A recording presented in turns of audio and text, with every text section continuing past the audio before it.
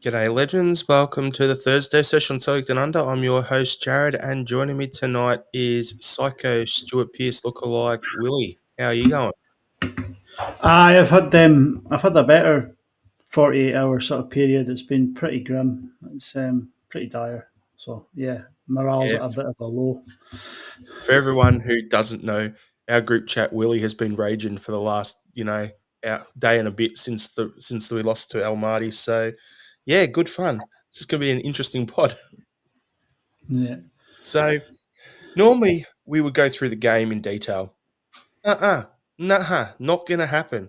Absolutely bugger all happened in that match. 120 minutes of players dawdling around the park, passing the ball backwards and sideways, not looking to do anything. So I think the only thing to take out of it is the starting lineup, and then we'll just roll off the back of that. So yeah, it was Schmeichel, Tierney, Scales, Carter Vickers, Ralston, Nigren, Hatate, McGregor in the middle, up front, Dazen at striker, Yang on the left, Forrest on the right. So realistically, reason why I'm going through that lineup is we rested up a lot of players on the weekend to get that steam and pile of poo on the game. Because we're in the first 5 minutes, I have to say it that way. Not ideal. So, yeah, there's not much to talk about the actual game. But what I want to talk about, Willie, is with us losing that game, dropping into the Europa League.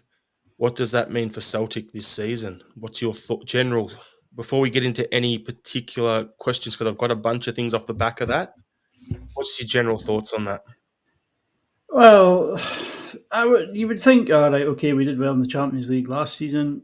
If we drop into the Europa League, we could go deep into this tournament. But watching that team the other night, we're going to struggle. We'll make the playoffs. I think we'll quite comfortably make the playoff round. Will we make the automatic spots? Well, on paper we should, but there's no guarantee we'll make that. So, and as for what does it mean for the club as a whole, well, any targets will be sitting there and on standby waiting to sign once if we did qualify for the Champions League. They've suddenly diminished, and we're going to the B list now. So we've got 3 days to try and push ahead with the transfers, and the ones that we were targeting are probably going to turn around and say, "Well, do you know what? No, you're not in the Champions League, so we're not going to come." So we are really in a bit of a predicament here. Are we going to get any top players in, or are we going to hit the loan list and hope that somebody who's going to be phased out of a team in the Premier League, La Liga, is going to want to just get some first team football will come to us on loan? Right now, I'm a bit doom and gloom. So yeah, I mean, it is European football, and there will be players there who will relish a chance at playing in that tournament. But it's the also rans tournament. You know what I mean? It's not the big boys playing field, and we're in it, and we just have to try and do the best we can when we're in there. Like, From a purely selfish perspective, Willie, I'm looking at this going, oh, I hate Europa League because it throws out our whole schedule on the pod. mm, Monday, Thursday shows going out, and then you look at it. And Monday, you can talk about the weekend. Thursday, well, if you're in the Champions League, you got Tuesday, Wednesday to watch the game, to then jump on the pod that night and talk about it. But if we're playing Thursday, it's going to make it a bit tough for us. But anyway, yeah. we'll figure it out from a There is selfish yeah, perspective. there is the other big setback.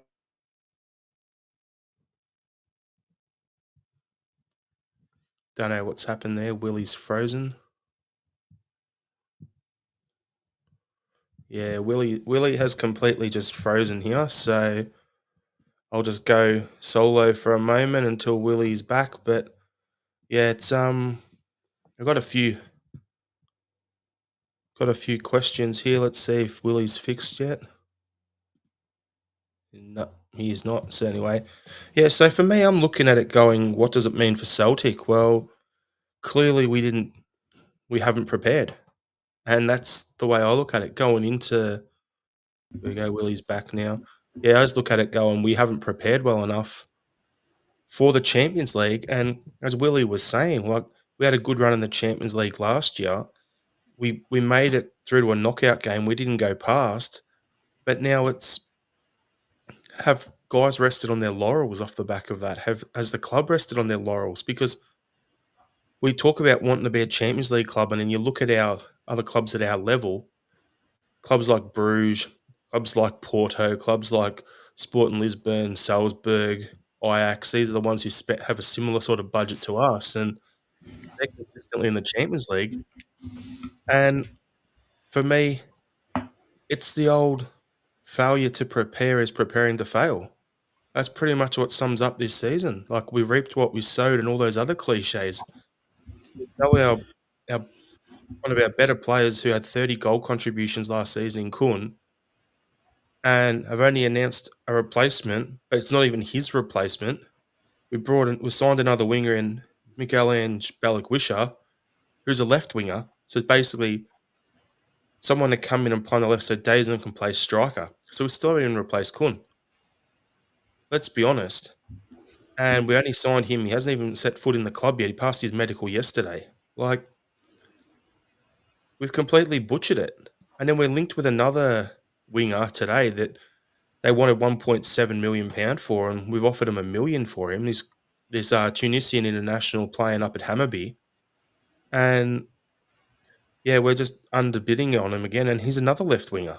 So I don't know what's going on at the moment. It's just, and that's what Willie meant before when you said we're going from the A list players that we're looking at down to the B list, or people who weren't even listed. Like the guy from Hammarby, I can't even remember his name.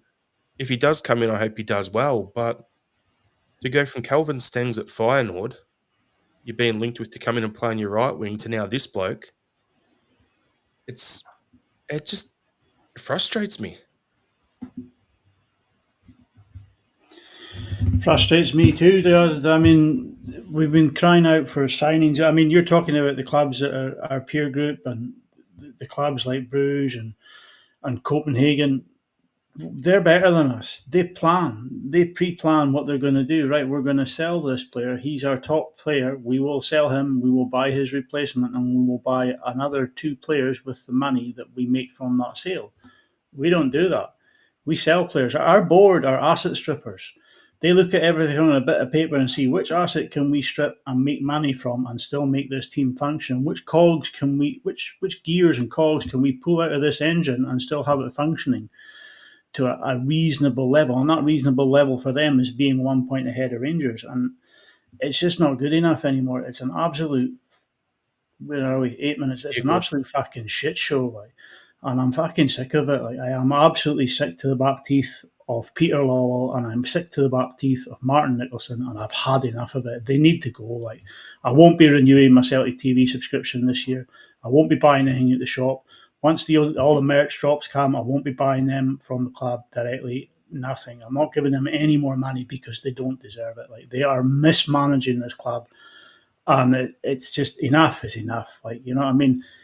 As you say, you fail to prepare, you're preparing to fail, and we do that time and time again. 7 out of 12 attempts at the Champions League, and that we failed. You know what I mean? And every time we've gone out and done that and failed to qualify, the manager has come out and says, we could have got my targets in earlier, we could have hit the ground running here, and we could have qualified, but we have to just make do. This is the way things are done at Celtic. And everyone around us knows what's going wrong, and everybody can see what the issue is, except the board. They're just sitting up there with this aloof sort of fucking attitude. Oh, that sounds like a you issue, not a me issue. Like, you know what I mean? It's just like they look at it on paper and say, "Oh, look, your team's valued at more than Kairat. You should beat them. That's the way it is, and we won't buy any more players for you until you're in a tougher competition. So you're not getting them." It's just, I'm done with the board. It's piss poor, Willie, because we should be looking at it going, okay, we're playing Kairat. To get past them, it's going to be a lot harder. We should have been looking at it going, all right, we're going to play a club like Slovan Bratislava, for instance, who we played in the Champions League last year. And we should have been looking at it going, all right, we got 16 million for Kun. We got 16 million for Kun. Like, let's go and spend not 8 or 9 of that on a ready replacement that comes straight in. And then, as you said, spend the extra money there that we need another left back. We need another whatever. Get 2 or 3 other players, fill other positions with the rest of that money. Strengthen the first team squad. So guys who were starting last year, like Engels, like Bernardo, like Eder, started a bunch of games last year and now coming off the bench. That's how you evolve your squad and improve it. And the fact of the matter is we're not doing that. If we brought those players in early, like talking about Balakwisha, we could have had him in January.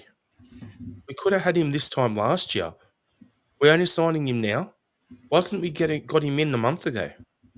Which means he would have been in, done training, played a few games, and been eligible and registered in the squad to play. It makes no sense. Like, why bring in Jemai Simpson-Pusey, who wasn't even on the match day squad, like on the weekend on loan, and put him in your European squad when you could bring in a winger, which is actually a position of need? It makes no sense. Like, and it's kind of scares me, Willie, because we know what our club's board's like. You mentioned it before. They're asset strippers, and they're going to be looking at it going, "Oh, we've just lost out £40 million." Yeah, you have, because you didn't spend 10 million to strengthen your squad, or 20 million to strengthen your squad. So got to speculate to accumulate. They butchered it there. And what is giving me the fear now is knowing what our board's like is, are we going to see any big name departures now that we aren't in the Champions League? Like, there's rumors floating around about people saying Dazen was going to be sold. There's other ones saying that Yang's going to go to Birmingham. Cool, someone just jump in the car and drive him. Get rid of him for us. Do us a favour, right? But the other one today is Ida to Swansea. Apparently, it's £6 million plus 2.5 million in add-ons. We paid 9.5 million for him, but there's still £1 million of add-ons that we haven't had to pay to Norwich yet. So with that deal to Swansea, we'd actually be getting our money back for Ida. And I look at it going, if we were to get the 8.5 million for Ida, so 6 million plus add-ons, and we flipped that money straight away and bought Stengs and filled another position, got another right back in to give Ralston a break while AJ's out injured, perfect. I'll be happy with that. And that's Yeah. what we've got to think like. Okay, you look at it like someone goes, who's next man up? Get players in, have someone ready to go. The production line we talk about, and we just don't have that. The other thing that scares me, Willie, before I throw to you on the big name departures is, are we going to be looking at someone like Rio or hell, even Brendan walking away, cracking the shits and saying, I'm out of here. I can't work with you flogs again. I'll get to the board and just leave. Because I wouldn't. Last time when he walked out, I was filthy with him and I was not happy with him even when he come back. But I'd be completely on his side this time if he chose to walk out.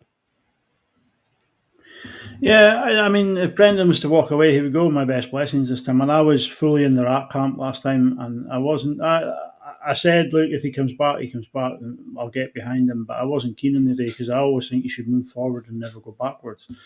But he's done a good job. I mean, the board gave him a bunch of nobodies in his first transfer window that I don't think any of them are still playing for us now. Like, and the second transfer window, the second summer, they gave him a little bit of something by buying him Ida, and they bought Engels, but they sold Matt O'Reilly. They didn't replace Matt O'Reilly.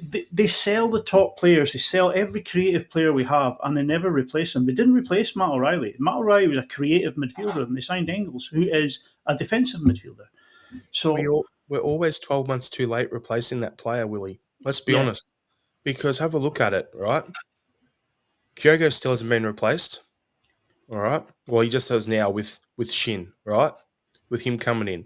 So we waited on him. When Jota left, we didn't replace him properly. Before that, when Aya left, who'd we replace him with? Scales, was it? But I don't think we replaced Ira with anybody.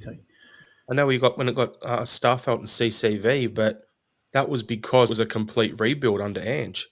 Yeah. So but one was on loan. Still a bit sick, so I apologise if my voice goes all over the place. But the other thing though is, you look at it and like O'Reilly left. You know who his replacement is? We just signed him as Nigrin. Aye. I mean, We signed it 12 months later.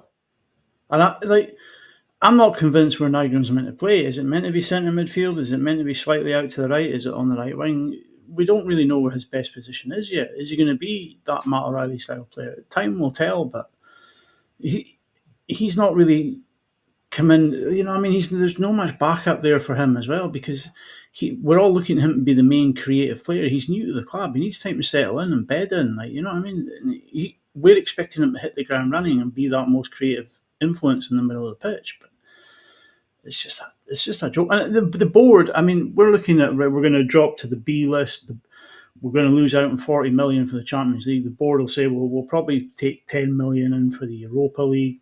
We're down 30 million. We'll get 80 million in the bank. The board's biggest worry now is when they're going to drop the trefoil kit and not be fucking hounded by the fans for dropping another merch drop.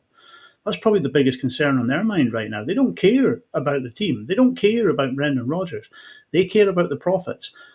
And getting that next merch drop out at the right time before people start going nuts at them is more than what they're already doing, is probably the biggest concern, as I say, on their mind at this moment in time. And I'm just sick of them. Like, you know what I mean?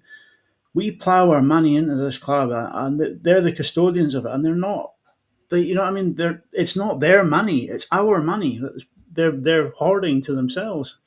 Doing the old Smaug the Dragon, swimming in their little bit of gold and having a snooze on it. Like, it's just fucking. And that's the problem, Willie. Like I was going to say, who's at fault for the current predicament? I think you and me are both of the opinion it's the board and the way the club's run. Like the manager can only do so much in this situation. Yeah, his team selection and subs and everything against Almaty was rubbish, right? The players didn't seem to give much effort, okay, or they couldn't. Fair enough, understand it. But the board, the structure, the way the club's run is piss poor. And the thing is, I look at it, and as you're saying, it's our money we're giving it. They're supposed to be custodians of the club. They're supposed to be serving the club, not serving their own agenda. And Paddy put out an article on 67 Hail Hail today about the three biggest shareholders or three shareholders in the club: Dermot Desmond, Peter Lawwell, and one other guy. I can't remember his name. I'll just quickly get it on my phone here. If someone wanted to buy the three of them out, it's gone anyway. Works out as like 67 million pound to buy the three of their shares out. So there's a whole lot of that's how deep it is. Like we've got enough money in the bank that the fans have put into the club to actually buy these three out and have a fan run club that's actually working properly. But it's never going to happen because these guys on the board are too interested in getting the money in the bank, selling this more merch, selling players, keeping the profits up so they get their payouts every year. They're self-serving. Yeah, And it's it's not their football club. They may have the shares, but without this fan base, this football club is nothing. yeah. So, Willie, It's what do you think all of this is going to do for Brendan's frustration level to the board? And should he leave now, or do you reckon at the end of the season? Listen, he'll go. I don't think he'll stay at the end of the season. He's not been backed, and I think I said it last week, or was it the week before, that if a Brentford or a Sevilla or a Betis or a team of that ilk came in and said that we're going to sack our manager, we want you to take over, I think Brendan would be all ears, and I think the board would say, "Oh, there'll be a little bit of compensation money due to us, so we'll be all ears too." And Sean Maloney's sitting in the background waiting to go. Not that any of us want Sean Maloney to be the next manager of Celtic Football Club.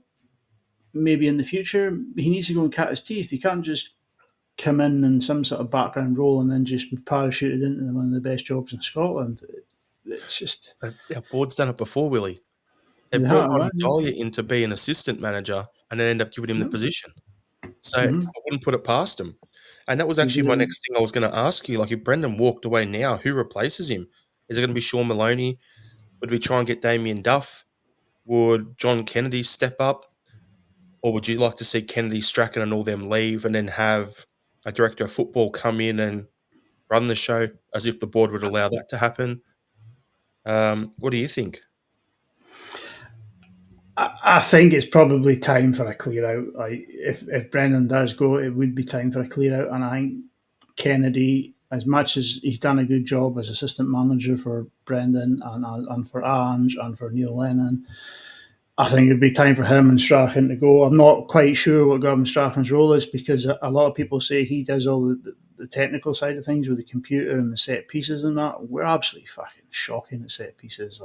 So, I Yeah. mean, it's a jobs for the boys and Gavin Strachan. But John Kennedy is a decent coach. Ange wanted to take him to Tottenham. Brendan wanted to take him to Leicester.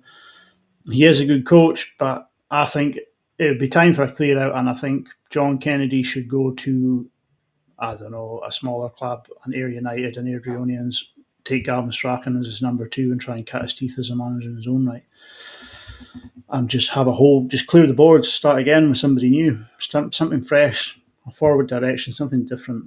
Well, I mean, it's just, but it's never going to happen with this board. They love continuity, and they'll just keep bringing in people who've been here before. The Sean Maloney's, they might go for Scott Brown. Who knows? They wouldn't go looking for anything exotic. A name that might, like Ange Postecoglou, wherever that name came out, I think it was Peter Law's son might have recommended him, but it was something completely different. It was from the left field, and look how well that worked out. They That won't was do how that the again. board fucked it. Let's be honest. They went too far down the Eddie Howe thing, got nowhere, and then was like, okay, well, who do you got in your Rolodex then, Mark Lawwell? Yeah. That's how that happened. So, yeah, I just think whoever comes in, they're going to be a yes man to the board.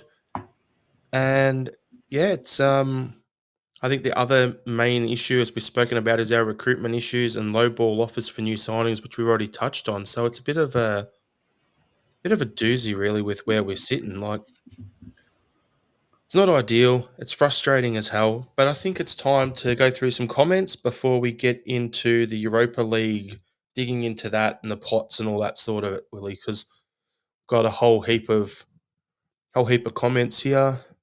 So Brendan McCarthy, hail boys, we are owed a performance at Snake Mountain, and the very least we turn up and fight. Yeah, 100%. RL77. To be fair, I have to say a big thanks to Rangers for lightening my mood for a few hours.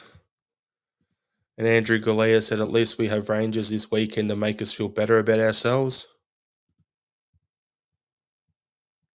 So just scrolling through there. John Kansas saying that game appeared to be more a player protest than pride in the shirt. So I'll jump ahead a bit here. Yeah, John Kansas saying here, there is nothing more to blame than the board's ineptness in thinking we can sell quality players and still go through in Europe. At some point, Desmond and those pricks need to front the supporters. And do we even have a CEO? I haven't heard about him speaking since starting. I haven't heard him speaking since starting. All we need is one or two quality final third players, and we'd have been set to get into the UCL and go after more. Exactly.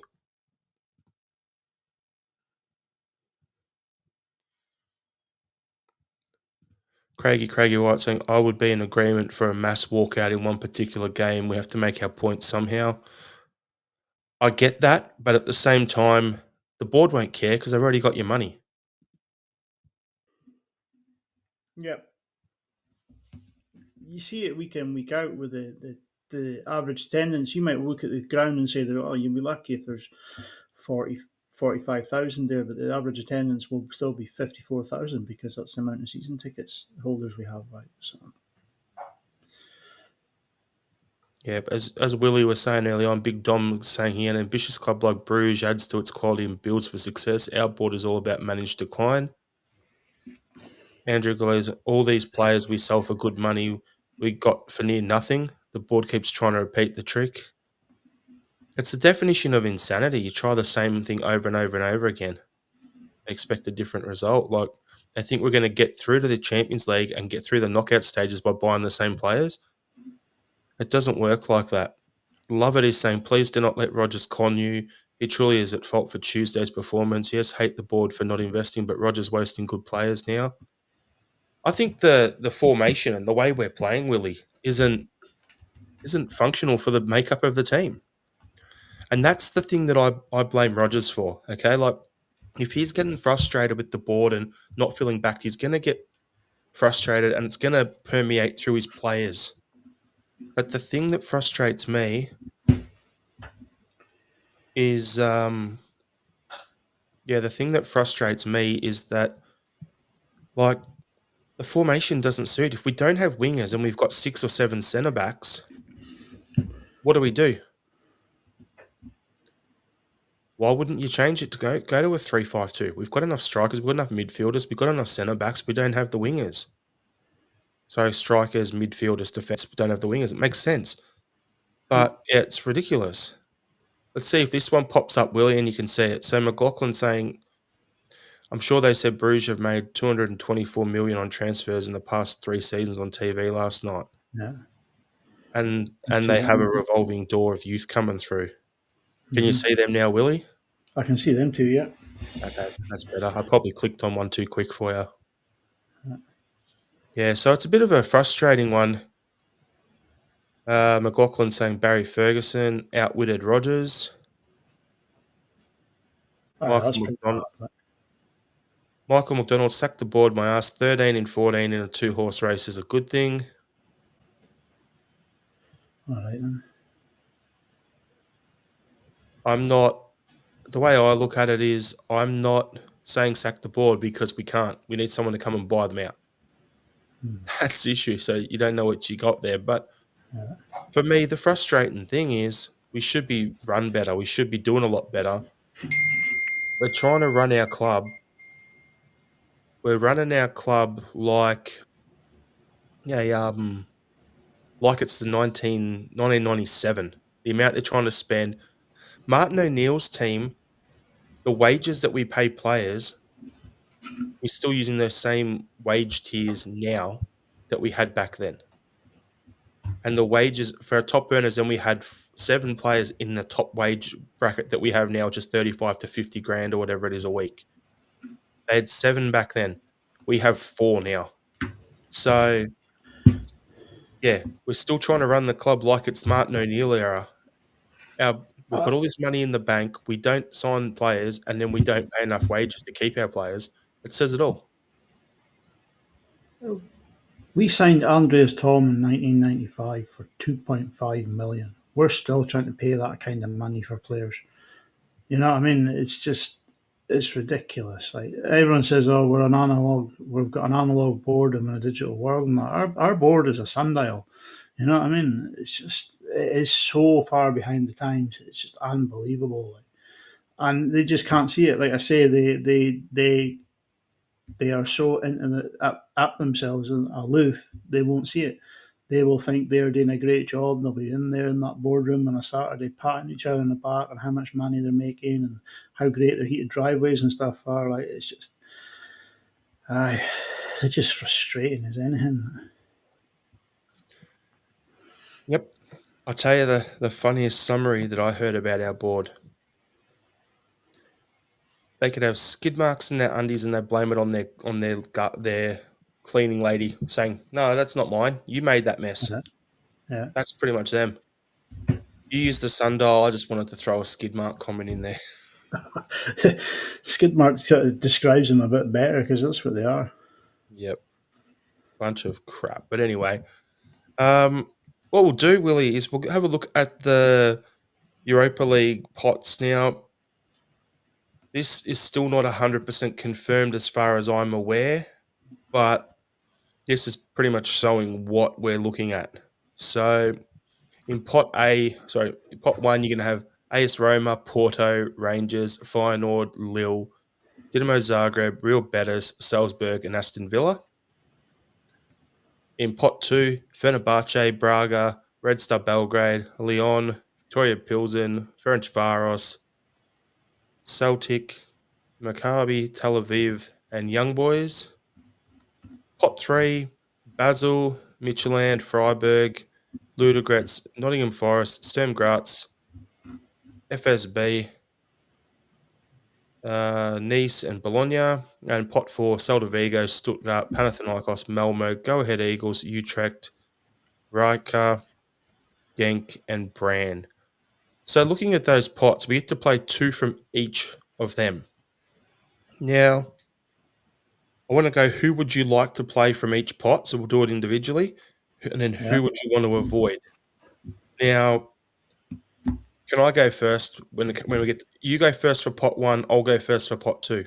Okay? So in pot 1, Willie, who would you go with?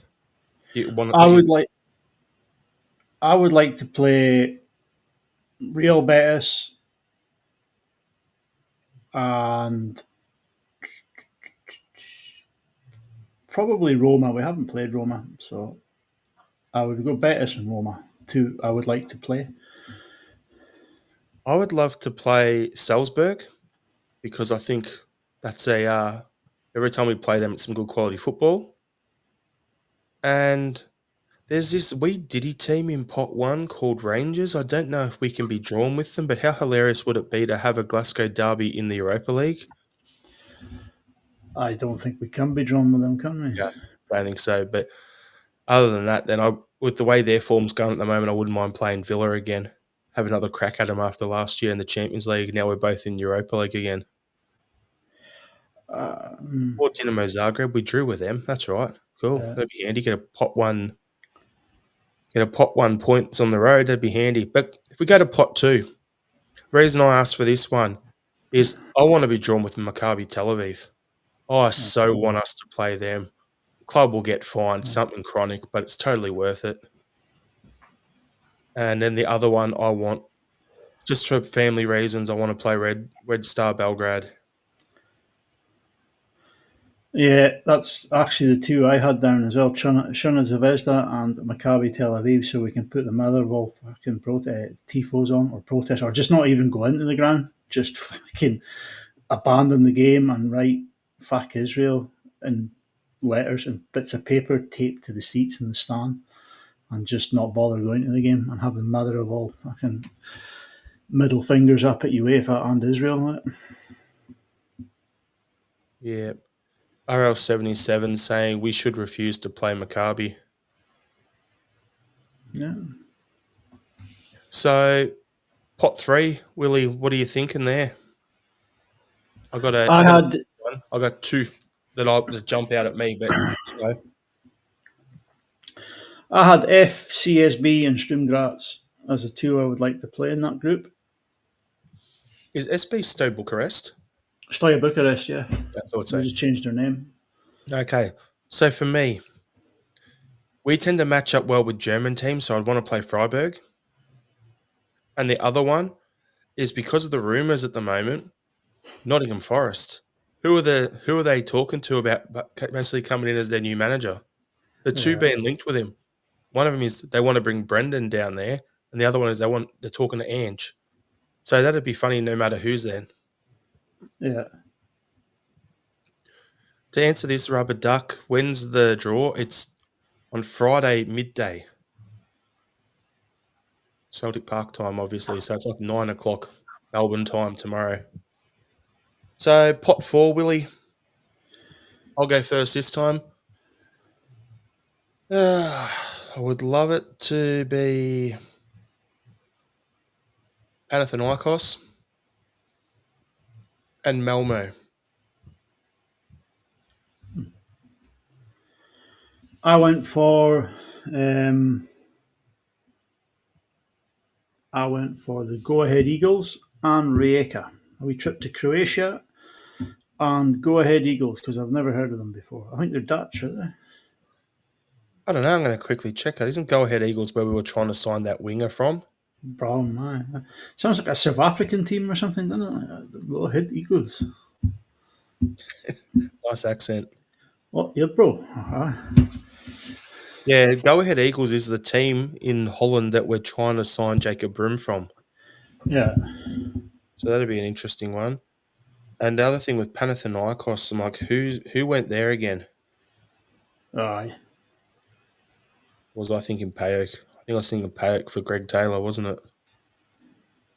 Polk Salonika.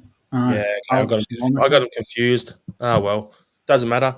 So if we had to go again, like pick who we'd want to avoid, we'll just go one each from each of the pots, okay? Or do you want to go two as well? Just go two as well because I actually had them written down in my notes, which aren't Go on that then, Willie. important. Okay, pot one. Pot one, Aston Villa and Porto. I don't want another battle at Britain. We had one last year and we resoundingly cuffed, and we've gone backwards, so we will get even more resoundingly cuffed in a battle of Britain. I don't want Porto for the simple fact that I want to hold off meeting them until both us and them make it to the final again, and then we can have a repeat of Lisbon, but with the result going the other way. And the other one is I don't want Feyenoord because they have some scummy fans. Nice Pot city, two. Rotterdam. I like Yeah. it there. What do you think for pot two, Willie? Pot two to avoid, I had Lyon and Fenerbahce. I don't know about Turkey. They're nasty, them fans over there. People get starved, and I don't fancy a trip to Turkey. And Lyon, they're probably the biggest seed in that group. So, yeah, definitely that two to avoid. I don't want to go to Ferencvaros again. Not a fan of those guys. We'll probably do them. Let's be honest. But yeah, Fenerbahce was one I had, and Ferencvaros is the other one. Although for an away day, I know I said I want to play Tel Aviv, but I'd want to do that at home. I don't want to play Tel Aviv over there. Fuck, that'd be dangerous for our players and fans. Pot three, Willie. I would avoid Nottingham Forest and Bologna. Brendan Rodgers is a good manager who'll have his team set out well, and he'll probably know all of our weaknesses when he takes over at Forest, so he'd be one to avoid there. And Bologna, Italian sides are always well organised, tough to beat, so I'd fancy Michael something different. Michael McDonald disagrees with you, Willie. He's saying Bologna for a cultured away day, and I agree. I think that'd be a fair trip. For me, Listen, go culture on. wise, yeah, but culture wise, yeah, definitely. There's some places you could go on this list, but just footballing wise, I just don't fancy playing Italian teams again. We've played them enough in the last few years. Fancy something different. So for me, I wouldn't want to play Midtjylland. Something about whenever we play them, it hasn't gone well. It's just to me. And the other one was, yeah, I don't know, probably Nice. Not for any reason other than that, that wouldn't be nice to draw Nice. I had to do a dad joke for you, Willie, because I had no other answer there because you said it in my podcast. And then pot four. Pot four was Celta Vigo and Stuttgart. Probably two pretty decent teams that are in there with low coefficient ratings, but still pretty formidable sides. So, yeah, probably wouldn't want to pick them out of those pots. For me, yeah, I would say Celta Vigo as well. And the other one I just wanted to check quickly. I just got to double check where they're located. Come on now. I'm leaning towards Brand because I don't really know. They're Norwegian, Brandbergen. Oh, they're in Bergen. Okay, it's not as bad then. Cool. Then, yeah, I'll agree with you. Brand. No, we'll go. Yeah, we'll go with Celta Vigo and Stuttgart. There you go. So we'll see on Friday when the draw comes out who we get. But yeah, there could be some interesting matches there. Yeah, I think this looks a lot more open. It doesn't matter across the pots. Every single pot has probably got 5 teams that could beat teams the next pot up or a pot down. So there's quite a bit there. So it's going to be a pretty close one. So getting in that top 8 where you go straight to the knockouts could be a slight challenge. But if we don't strengthen our squad, if we stick to the same squad that couldn't beat Kairat, we're cooked. Doesn't matter what we do. We've got to strengthen. We've got to bring players in regardless. Because if the board has any moxie about them, you'd be clever and be like, okay, we missed the qualifiers this year. Next year, we're going to have 3 rounds of qualifiers. Let's have a fit and can crack at potentially winning the Europa League and getting straight into the Champions League. That's the only way we'll probably even have a run at the Champions League. The big issue is there we need the signings, and I don't see the signings coming. I mean, we saw, like, for me, that Kairat, they're the Kilmarnock of the former Russian states. They're not a great side. They just went out there and made it very, very difficult for us to beat them. I mean, at no time did I ever fear of them scoring in open play. And yeah, up front, I had no hope of us scoring from open play either. So if they don't strengthen the wide areas and the forward positions, then I don't think we'll be. I think our reputation not winning knockout ties will carry on this season. 100% fully makes sense. It's going to be an interesting one. I'm just trying to send something else through here quickly so I can bring it up on the screen. So just bear with me a moment.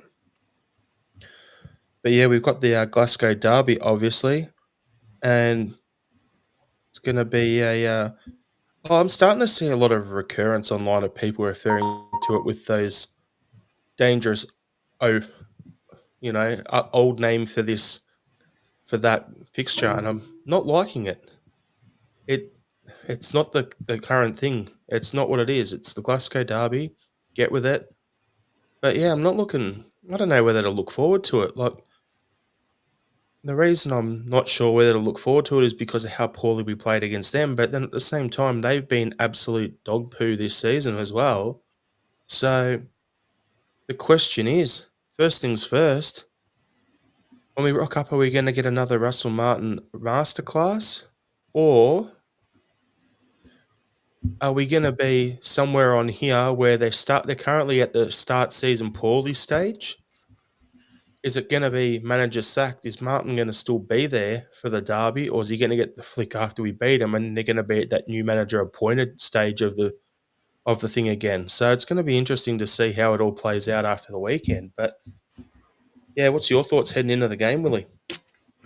I think heading into the game, their result last night has taken the heat off Celtic from the media in Scotland for the foreseeable week, and it'll all be on Rangers and Russell Martin because that result last night was an embarrassment for them. It was an embarrassment for Scottish football. It was bad. Like I quickly checked. I was at work. I quickly checked. 44 minutes gone. 3-0 down. Sent it to the group chat. Took a screenshot. Sent it to the group chat. Half time, guys. Look, 3-0 down. 2 minutes later, Paul Massey replied with, "No, it's half time now," and it was 5-0. And I was just like, "Wow, this is just bad." That team, I'm looking at the team that they put out tonight. I don't really recognise, but Suitors in there, Butland, Danilo, the rest of the players are all pretty new. Cameron was at Dundee last year, but they've got this Ant-Man and Gassama, who they were all raving about after the Victoria Pilsen ties. They've just, it's all fallen by the wayside for them. Mark Sarans didn't even register a score on FOTMob. Jiga, Suter, Magoma, all 4.1, 4.3. That's the lowest rated. He's got the red beside them. That's the lowest I've ever seen on FOTMob. It's really bad.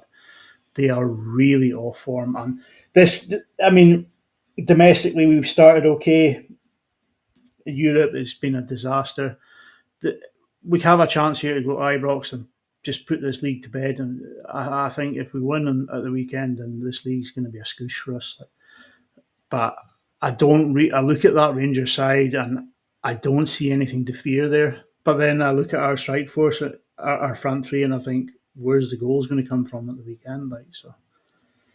For me, I look at it, and you've touched on the majority thing. The only other thing I'd add to that is the difference between their squad and ours at the moment is if they go to their bench, they have players who can impact the game. We don't. Yeah. You're worrying where the goals are going to come. We're going to have three strikers on the bench. Are they going to score? Are we even going to, if they make a run, are we going to be able to find them, or are we going to be too busy looking back and passing it backwards instead of looking to go forward? But then you look at their bench, like against Bruges, they had Tavernier, Barron, Diamonde, Raskin, and Dessers on the bench. Like Dessers is an absolute donkey, but at least if he comes on, he can give him a physical presence. Raskin will go on looking like a wee little rat, but he'll get out there and smash people. Barron's same deal. So they've got options on the bench that can change a game. And then if you look at our lineup from our last game, and then you look at our bench, which I'm just going to now, so just bear with me, is we had Eder, McCowan, Engels on the bench. Engels is your penalty taker. McCowan's been hit and miss so far this season. Eder's looks like he could potentially be off his head. His head's gone. And then the other guys you got on the bench, Bernardo, Kenny, Yamada. Like, doesn't matter who comes in at the moment. The whole lineup looks absolutely rubbish. So exactly in RL77, we know we're not going to get a penalty at Ibrox. So that rules out Engels' potential to score. I think the key thing going in the game for me is, are we going to be able to actually make our free kicks beat the front man on the free kicks? Because we've struggled with that all season. And you know what they're like? If they get a free kick, if they get a corner, they'll capitalize. So, yeah, it's going to be an interesting derby. Like, there was a comment earlier on, Heavy Vibes is saying here, Scottish footies are its lowest ever. And there was another comment early on, I'm just trying to go back to it. Yeah, from Smell the Glove saying Sunday is the stoppable force meets the movable object. You've got two managers who look like they have no confidence in their players and the squads they've got.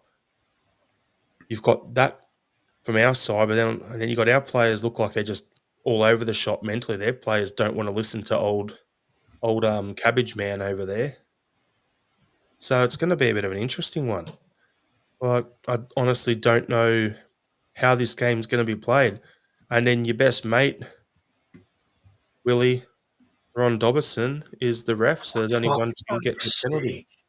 I didn't know that, and as soon as I saw that comment, McLaughlin, I knew it's going to set Willie off, so I had to bring it up. So, with that in mind, Willie, how are you thinking this game's going to be played? Is it going to be physical? Are the tackles going to be flying in? Is Robertson going to be dishing cards out left, right, and centre? Are we going to be looking at, or is it going to be like low score and 0-all, and sitting on the edge of your seat sort of thing? What are you thinking? Right now, I'm thinking they can't keep goals out. We can't score, so we'll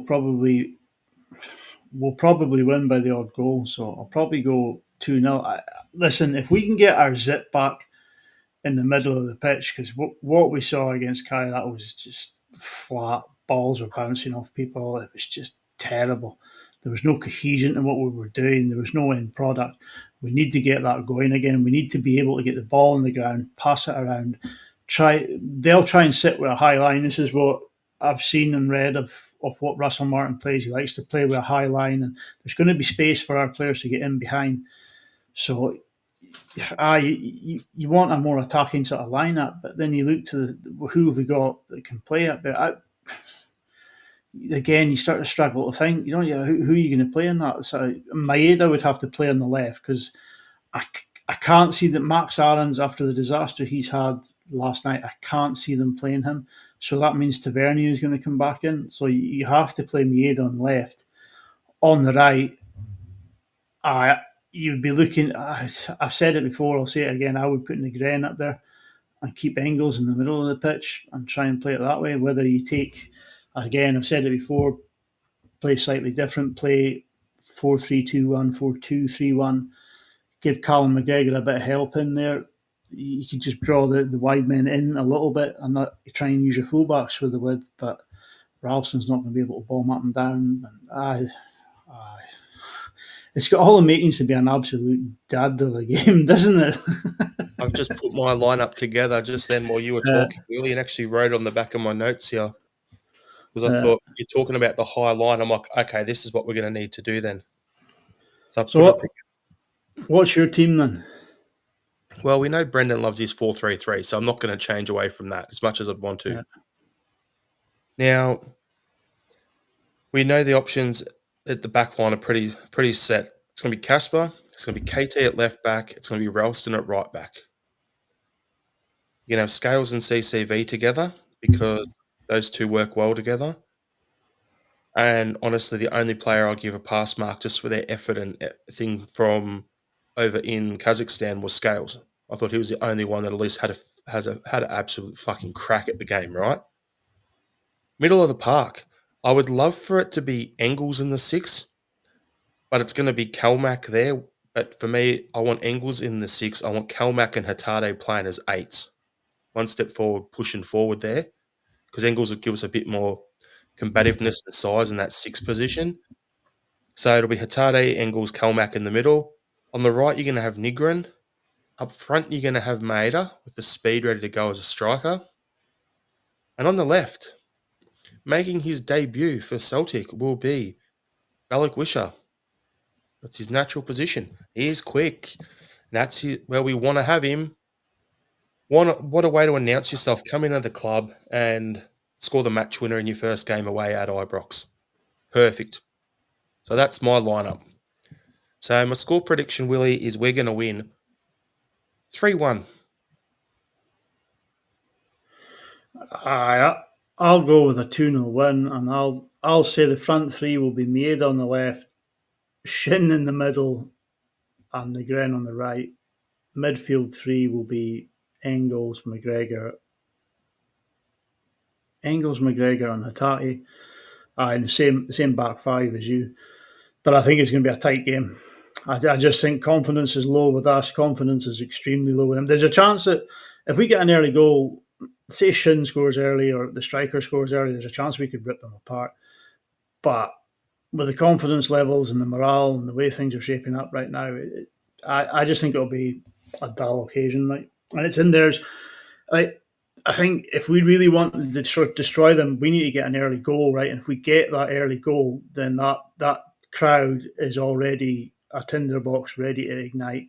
And if we score an early goal, say in the first 5 minutes, that crowd is going to turn on them, and it could turn very nasty for them. And then I would be confidently going out and getting a lot. But if they just go out there to shut up shop and try and keep us out, get the halftime goalless, I think we will win the game. Actually, I think 1 or 2-0. But like I say, if we score early, we could go on and do a bit of damage there. But I can't see it. I just think it's going to be a dull occasion on this one. First change.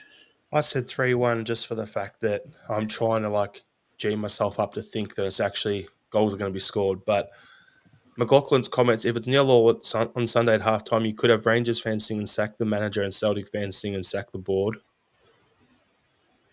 And then I'd go 4-5-1 on Sunday. We don't have the wide players. Bolster up the midfield. But I think at the end of the day, the best comment of the lot here is I'm going to go to you, Robert Gibson. It's a perfect summary of what it's going to be. 0-0, neither side could score a fuck in a brothel.